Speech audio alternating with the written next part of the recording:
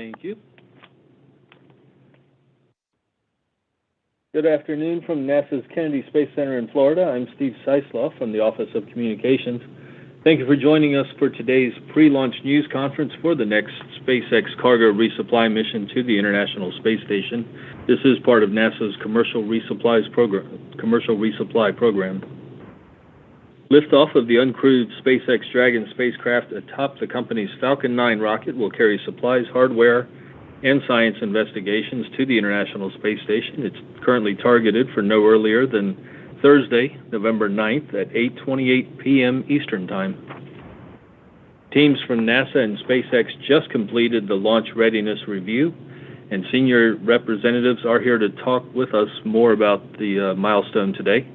With us today are Dana Weigel, Deputy Program Manager of the International Space Station Program, Megan Everett, Deputy Chief Scientist of the International Space Station Program Research Office, Benji Reed, Senior Director for Human Spaceflight Programs at SpaceX, Melody Lovin, Launch Weather Officer at Cape Canaveral Space Force Station's 45th Weather Squadron. Our speakers will each provide opening remarks, and then we'll move to questions from reporters on the phone. To enter that question queue, please use *1. And to start, we'll hear from Dana Weigel, Deputy Program Manager. Thank you, Steve. Let's see, thank you all for tuning in. As Steve mentioned, we just finished our launch readiness review. It was a great review. SpaceX is still working through a couple of final items, and we're looking forward to the successful launch and arrival of SpaceX 29 to the space station. We've got the primary launch date set up for Thursday, November 9th at 8:28 p.m. Eastern Time from Kennedy Space Center here in Florida. The launch did move a bit when the team identified a thruster valve oxidizer leak that was picked up when SpaceX did the initial propellant load on the vehicle.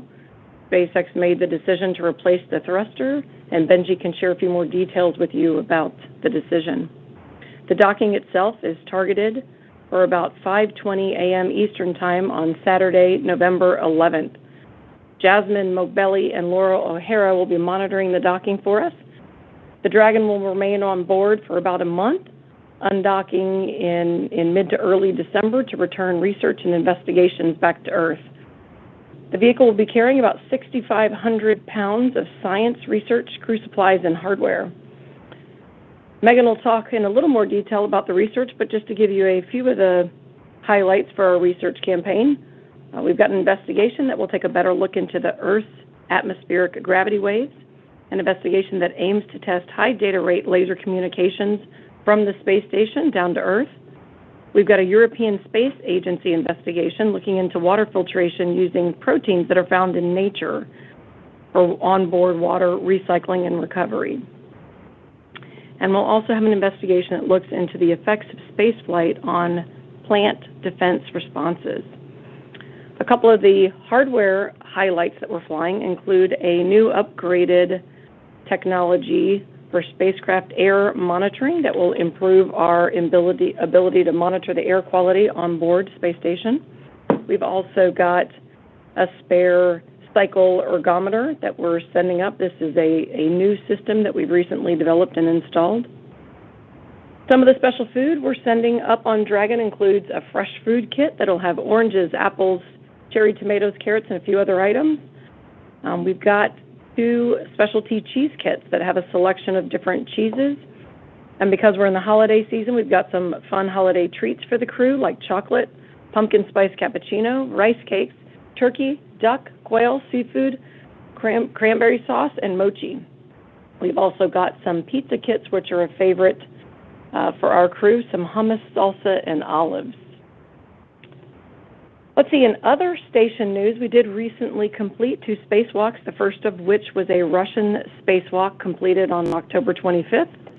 And then on November 1st, Laurel and Jasmine did a NASA spacewalk to replace an aging, degrading trundle bearing assembly on our port truss that was affecting the rotation of our solar arrays. That solar array is rotating very nicely now following the upgrade. We had also planned on that EVA to remove a failed communications box, but the trundle bearing replacement took a bit longer than expected, and so we'll pick up that box removal on a future spacewalk. Looking ahead, we've got a big milestone coming up on November 20th. That marks the 25th anniversary of the launch of the first element of the space station. That was the Zarya module, which was funded by NASA, but built and launched from Russia. It's incredible looking back over the past 25 years and seeing how space station has grown and how the international partnerships have flourished and how much research we've accomplished on the vehicle. As of today, 273 people from 21 countries have visited the International Space Station, which is pretty impressive. Then right around the corner from that, December 1st, we've got a Progress vehicle that'll launch and dock. And then again, in early to mid-December, we've got the undock of SpaceX 29 and the unberth of the Northrop Grumman 19 vehicle. So that's the news for on board. Just one other tidbit for space station news. We do have a new upgrade to our Spot the Station smartphone application. We have a lot of new interactive information and a new feature that lets you locate station in the sky and capture and share your sighting pictures and videos. So feel free to check out our new upgraded application. And with that, I'll hand it off to Megan. Thank you, Dana. So from the ISS Research Office, we are very excited about the SpaceX 29 launch because it is a high science mission. We are flying over 1,500 kilograms of science mass, and this includes 50 investigations from NASA, our international partners, and national laboratories. And it includes areas such as human research, technology demonstrations, fundamental science, and Earth observation. I don't get to highlight all of the research we're doing, so I'm just going to pick a few here that really highlight NASA's goals of supporting novel research that improves Earth-based capabilities and benefits to human health through our space-based innovations, and research that improves science capabilities and human presence in space on ISS and for our future commercial and exploration programs. The first two investigations I'm going to cover will be on the outside of the space station, and Dana mentioned these earlier. The first one is Illuma-T, and this is using optical communication to use lower power and smaller hardware for sending data packages back from the space station to Earth that are even larger and faster than our capabilities today. This optical communication could hugely benefit the research that we are already doing on the space station by allowing our scientists to see the data faster, turn results around faster, and even help our medical community by sending down medical packets of data. So this investigation will first start off as a 6-month technology demonstration, and if it works well, we hope to keep it as a sustaining platform on space station. The next one is AWE, or the Atmospheric Waves Experiment. And this experiment is a brand new way to look at gravity waves and how they impact space weather. So gravity waves, you can think of them as little pockets of energy that start off very small, where they start in lower atmospheres, and they grow as they get into higher atmospheres. And here at the higher atmospheres, because they're bigger, we can measure them from the space station. So we are hoping that by measuring these these gravity waves, we can get a better idea of space weather, which could impact climate change or how winds in space affect our satellites. So this will be a 2-year technology demonstration where we're really looking to see what kind of new data this AWE payload will show us. The next few investigations, I'm going to move you from outside the space station to inside the space station. And the first one is called Aquamembrane 3. And this looks at aquaporin proteins, which are found in living cells naturally, and how well they can filter water. So we all know that water filtration and clean water is a basic human need and really important on Earth as well as in space. So we do have ways that we can filter water already that work very well, but this allows us to provide another platform to do this that might be even lower power and lower technology and a little bit easier of a mechanism to employ. So this could be really useful in extreme environments, such as military locations, after a natural disaster, and in space flight. The next investigations is Rodent Research 20, looking at female reproductive health. And here we're seeking to better understand the combined effects of spaceflight, nutrition, and environmental stressors on reproductive health and bone health. And there was some previous research that suggested there were changes in hormone receptors and endocrine function that negatively impacted female reproductive health. So we're hoping the results of this study can be used to inform female astronaut health during long-duration spaceflight and even female reproductive health here on Earth. And finally, the last study I'm going to talk about is called Gaucho Lung. And this study looks at how fluid is transported through gel-coated tubes. And so we're using these gel-coated tubes to mimic the respiratory tract. And in order to treat different respiratory diseases, we deliver these drugs in these small fluid packages called liquid plugs. And these work really, really well in infants with respiratory distress syndrome, but they do not work very well in adults. And understanding why they don't work very well requires understanding wicking forces, the characteristics of the mucus, and even the effects of gravity. So by doing this study in microgravity and on the space station, we can look at the different effects of capillary forces and the mucus without the additional factors of gravity. So the results of this study could greatly improve our ability to treat respiratory diseases here on Earth. So with that, I'm going to hand it over to Benji. Thank you. Great. Thank you, Megan. Thank you all. It's an honor to be here as always. First of all, I just want to comment on the fact that the ISS app sounds great, and I'm going to put it on my phone because I'm always looking for the station I'm looking up at the sky at night. So that's awesome. Thank you, Dana. Also, I want to note that we just completed our 80th launch of the year for Falcon on Tuesday. And last Friday, we completed our first 18th launch and landing of a Falcon 9 booster. And of note, that was the same booster that Bob and Doug flew on to the space station in May of 2020.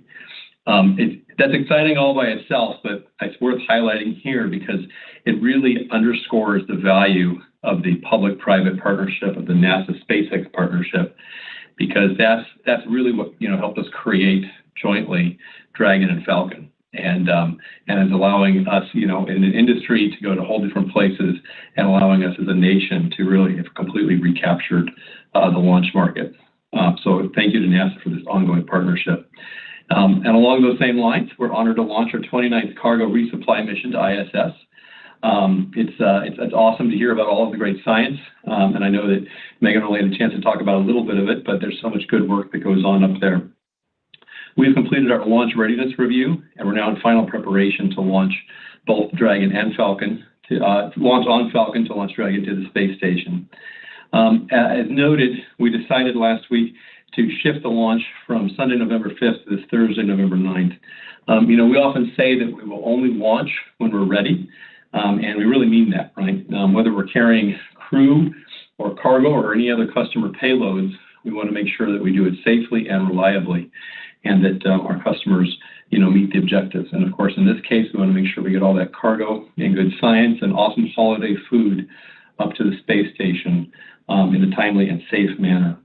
The reason we decided to delay was due to an NTO valve leak that we'd identified. And as I think most folks may be aware, Dragon uses a hypergol propellant system when it's in space, and that's composed of MMH and NTO. NTO is nitrogen tetroxide, and it's basically the oxidizer that's used as part of the propellant system. We have a ton of valves, lots of valves and lots of tubes and tanks and whatnot that make a spaceship work and make Dragon work. During our entire process, whether we're building a new capsule or going through refurbishment, we are constantly inspecting, checking out, testing all of the valves and that plumbing system, if you will, through the entire capsule. And this is certainly true whenever we're refurbishing a vehicle for additional flights. In this case, as we were proceeding through our refurbishment and prep for flight, we had identified a leak in quad 2 in one of the valves.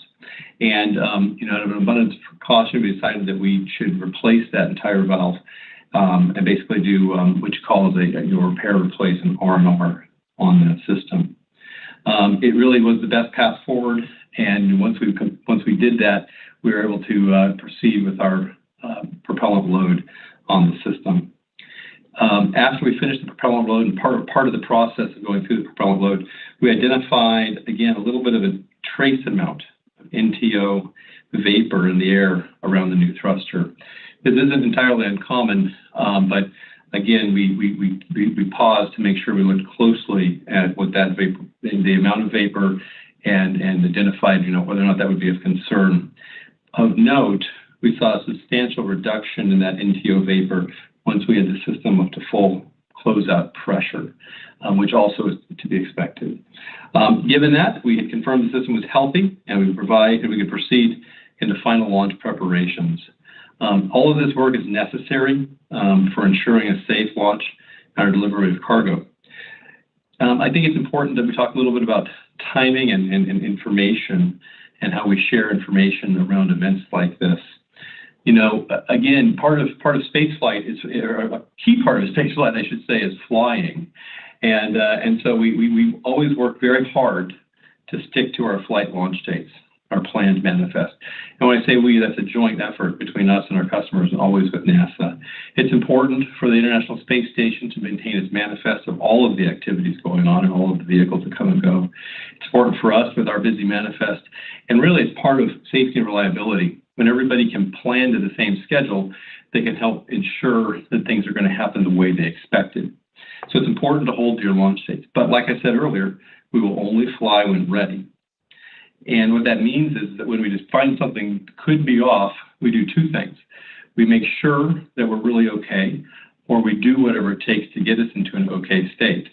But we don't give up on that launch date until we know that we have to. And so we also don't, necessarily come out and say, hey, we're going to move the launch date when we didn't need to. We like to make sure that we know for sure that we understand the problem. We've bounded the solution. We know that the solution is going to work on a time scale we expect to close. And then if that means moving the launch date, we move that, and we work that jointly, of course, with NASA, and we let people know what's going on. With that, I can say happily that we are ready to fly. We're going to be flying this Thursday evening, and it's exciting that the booster will be coming back to our landing zone 1 down at Cape Canaveral Space Force Station. Again, thank you all for always tuning into these briefings, and a real big thank you to everybody who works these missions at NASA, at SpaceX, and across all of our agencies and the public. We appreciate the trust and the collaboration, and always an extra thank you to the teams at the 45th Space Wing. And with that, I will pass it on to Melody to talk about the weather. All right. Good afternoon, everyone. Weather is always kind of a sticking point with some of these launches, but I have the great fortune of being able to let you know that the weather looks excellent for the initial launch window and also the backup launch window if we need to use it on Friday. Basically, if you go outside, if you have the pleasure of being here on the Space Coast today and go outside, you'll notice very sunny skies and a few low top clouds there. But in general, the weather tomorrow will be largely similar to what we see today. So that's all due to high pressure across the area. That high pressure currently centered right over the Florida Peninsula right now is going to slide a little bit eastward and will be positioned off our Atlantic waters for the next 2 days or so. So that high pressure ridge access will keep basically a mostly dry conditions and very low-topped clouds across our region. Those clouds, because they're low-top, they're not of any kind of a weather concern for our launch weather rules. So because of that, I'm forecasting a probability of weather violation of only 5%, which is actually 95% go for the initial launch window tomorrow evening. And then the backup launch window, just a 10% probability of violation, which translates to a 90% go if we need to use that. Temperatures should be in the low 70s with the winds generally out of the east-southeast around 10 to 15 miles per hour. That's all I have, so go ahead and pass it back to Steve. Thank you, everyone. We're going to move into the question and answers. As a reminder, please use *1 to enter into the question queue. And when called upon, please state who you are addressing your question to. And try to limit it to one question at a time, please, so we can get through our folks. And the first question is from Kristen Fisher at CNN. Go ahead, Kristen. Hi, this question is for Benji, and I apologize for being a bit off topic, but just wondering if you could give us any kind of update or guidance surrounding the the second flight test for Starship, which everybody kind of has their eyes on. Any guidance greatly appreciated. Thank you. Hi, Kristen. Thanks for the question. It's super exciting, and as we often say, what a cool time to be working in the industry in spaceflight and aerospace, to have all of these different things going on. Of course, I want to stay focused on CRS 29 since that's our topic, and it's always most important is the next launch up. But I will let you know that we're converging well. We're working with the agencies to finish out the regulatory needs, licensing, to be ready to go. So we're excited for hopefully coming out mid-November here, so very soon. Thank you. And Bill Harwood at CBS, you're next. Go ahead, Bill. Hey, thank you very much. Can you guys hear me? Yeah, be a 5x5. Okay, thank you. This is for Benji. We all enjoyed watching the access arm get put up on Pad 40. Can you talk a little bit about how you're going to use 40 and 39A in terms of Axe 3, and of course the moonshot going off 39A, how is Axe 3 going off 40, I guess is what I'm asking. Or anything you can tell me about how that's going to get scheduled through with the new pad. Thanks. Hey, Bill. Great question.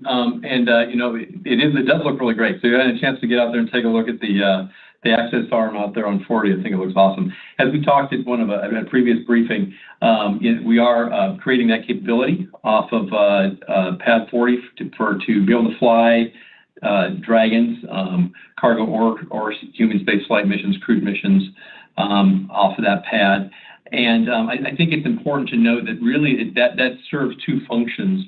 One is it's kind of a relief valve for a heavy manifest, and including Falcon Heavies, no pun intended. But when we fly a lot of things off 39A that are not Dragons, sometimes it's better for our manifest and our customers' needs to be able to have another place to fly Dragon. So that's one reason. Another big reason is to ensure that we always have access to space for key customers like NASA and for the International Space Station. And so we'll be able to have that in case for whatever reason 39A was down for an extended period of time. We'd want to be able to use that location, and that ensures continual access to space for ISS and other customers. When it comes to upcoming manifest, we're working through that and taking a look at where we're going to go with things. And the good news is with 40 coming online, we have more options. Thank you. Let's go next to Marcia Dunn, Associated Press. Go ahead, Marcia. Yes, hi. Two questions. Did I hear that a rodent habitat was going up on this one? And if so, how many mice or rats or other live animals may be flying on this supply run? And also, for Dana, the tool bag that floated away a week ago during the spacewalk, I'm wondering what was inside, or spares having to be spares going up, replacements on this flight, and if you could tell me how did it actually come loose? Thanks. Let's see, why don't I take the tool bag question, and then I'll hand it to Megan to answer your question about the rodents. The type of bag that floated away, it's called a crew lock bag. We tend to carry ancillary tools in there.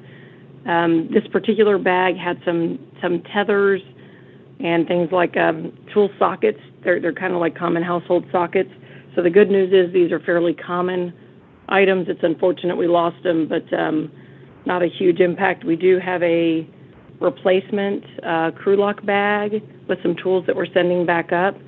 In terms of how it happened, that's hard to say. We'll have to see if the crew has any insight. I don't know if we had a tether hook issue or if there was another problem with securing that bag, so we're not quite sure yet. And I will hand it to Megan for the rodents. All right. Thank you, Dana. So yes, you did hear correctly. We are flying rodents on this mission. We will be flying 40 rodents up on SpaceX 29, and we will be returning 20 mice and then, or 20 rodents, and then we will be keeping another 20 up there for a few days longer to do some additional research. Thank you. For Dana, I'm sorry. Did you say replacements are going up on the very next, SpaceX flight tomorrow, hopefully? And for all this, is there any? Are you seeing the bag floating around out there? I think it's been cited by the crew. It's totally safe. No risk of coming back and hitting anything. Yeah, the replacement bag and some of the tethers and sockets, that is, you're correct, that's on SpaceX 29, so that's on the vehicle going up Thursday. The bag actually had a really, really small rate when it separated for ISS, so we could see it for quite a while. I'd have to check. I haven't had a recent update, but it was true that we could see it kind of just slowly, hanging out there near us for quite a while. So not a specific risk or concern. It was moving very slowly. Thank you. And Jackie Waddles, you're next. Go ahead, Jackie. Hi, thanks so much, everyone. Quick question for Dana. I wanted to check in if you had any information about the coolant leak and the status of the investigation by Roscosmos and by NASA, just if you had any updates on root cause of that. And given all the coolant leaks we've seen, this year and the end of last year, is there like a broader plan to address these if they do all have a similar root cause? Thanks so much. Sure. So I put the coolant leaks in two different categories. There was what we saw with the progress in the Soyuz, and then there was the more recent coolant leak with the MLM. The Russians are still investigating the cause of the MLM. So let me actually address Soyuz in progress first. They finished their investigation from the signature of the leak. It was a rapid kind of loss of coolant. It wasn't something that slowly increased over time. And from all of the imagery, they've concluded that highest likelihood was micrometeoroid, and that area there on the radiator panel is an area that can be struck by debris. You'd have to ask Roscosmos what their intentions are for the future. They have had discussions about what they can do to be more robust in those areas, but I don't have any current information on that. The MLM was a little different. It was on a bend of one of the supplemental radiator on the outside of the MLM.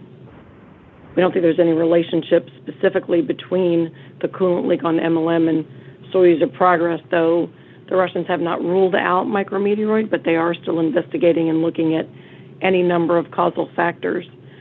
On their EVA on October 25th, when they went out, they did have the crew go to the area just to try to get a little more imagery and visual inspections, and they had the crew operate a valve to isolate that radiator. That helps add additional protection for the other loop on the MLM that is connected up to that radiator. But at this point in time, they've still got an internal investigation ongoing, and we haven't heard any of their findings. MLM is fully functional with its primary coolant loop running, so there's no immediate concerns or issues, though, of course, they'd like to uncover the cause of that particular leak. Gotcha. Quick follow-up, if that's okay. I know Joel mentioned after the Soyuz, NASA did some work to follow up on that investigation and check out the results that Roscosmos came up with. Is there something similar planned for this investigation? Will NASA, go over the results of their findings? We certainly will look at it. I will tell you, since the Soyuz is a crewed vehicle and that has more, immediate risk and implications since it's also free flying with the crew. We had a very concerted effort to look at that. So I'd say we were looking in parallel to their investigation in addition to just reviewing what they did after. This one we'll wait and see what they find, and then we'll take a look after it. So we'll certainly look at it, but we'll let them see what they come up with first through their internal investigation. Thank you, Dana. Will Robinson-Smith, Spaceflight Now, you're next. Hi, good afternoon. Thanks for taking our questions. One for Benji Reed, one for Dana, if I might. Benji, this is the second flight for this particular cargo Dragon. Can you talk about where things stand with the overall Dragon fleet as it pertains to the cargo versions of the Dragon? And question for Dana, in your description of upcoming station activities, perhaps I missed it, and forgive me if I did. I don't believe I heard an update on NG-20 with Northrop Grumman. Can you update us on when that's expected to fly and dock to station? Thanks. I'll jump in first with the state of the Dragon fleet. And yeah, that is, I believe this is the second flight of this Dragon. Right now we've got 4 Crew Dragons and we've got 3 Cargo Dragons. We actually have a 5th Crew Dragon coming up online here next year. So that'll give us, again, 5 Crew and 3 Cargo Dragons. Of note, just this year alone, we've had 5 Dragon launches and 6 Dragon returns, which is pretty exciting. Okay, let's see. For NG-20, you're right. I didn't mention it. I talked about NG-19 departure. We are still working with NG. They're still evaluating launch dates, and we're still looking through the overall manifest to set the actual launch date. Thank you. And Jim Siegel, NASATech.net. Hi, everybody. Thanks for taking my call. I have a question for Megan. I'm interested in listing for my readers a more complete list of the science investigations that are on this flight, particularly those related to medical or food kinds of issues. And I've usually been able to find those on somewhere on the NASA website, and I can't find them now. And I wondered if you could suggest some place where I could find that kind of information. Thank you. Sure, we can check and make sure our websites are up to date for you. I would highly encourage you to look at our Space Station Research Explorer app and ISS Research and Technology NASA homepage from there. Okay, thanks. Sure, those are great resources, and hopefully they're helpful for you. Thanks. Okay, thank you.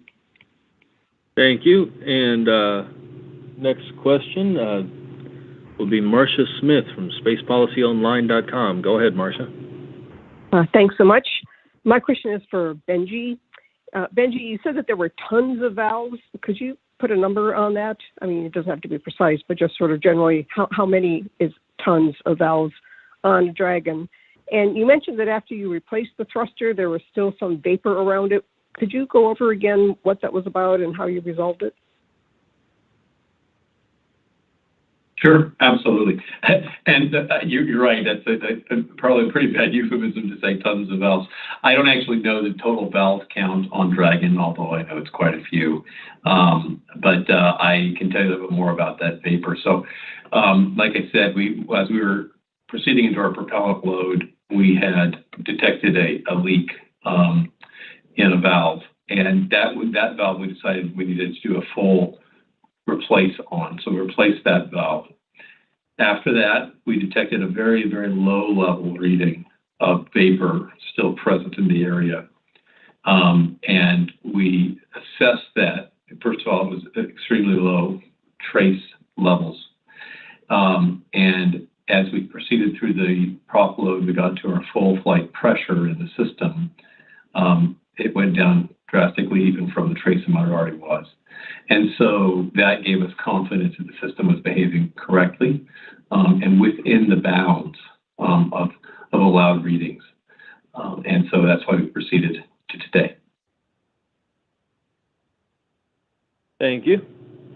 Thank you, everyone. That was our last question. Thanks again to the panelists today for taking time out of their schedules to talk about this mission. Our NASA TV coverage of the launch begins tomorrow at 8 p.m. That's Eastern Time, with a liftoff scheduled for 8:28 p.m. Stay tuned to nasa.gov for your launch updates, and have a good rest of your evening. Thank you, everyone. This will conclude today's conference. All parties may disconnect at this time.